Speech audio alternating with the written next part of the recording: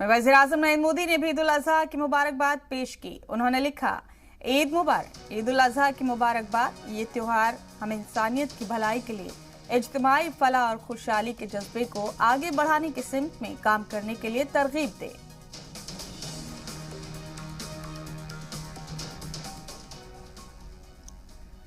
वहीं वज़ीर दिफा राजनाथ सिंह ने भी ट्वीट के जरिए तमाम अहले वतन को ईद उल अज़हा की मुबारकबाद पेश की। उन्होंने लिखा, ईद उल अज़हा के मौके पर मुबारकबाद। उम्मीद है कि ये दिन चारों जानिब खुशहाली लेकर आए, सभी सेहतमंद रहें और भाईचारे से रहें।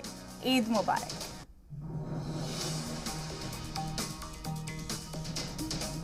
वज़ीर दिफा राजनाथ सिंह ने भी ट्वीट के जरिए अहले वतन को ईद उल अज़हा पर मुबारकबाद पेश की है।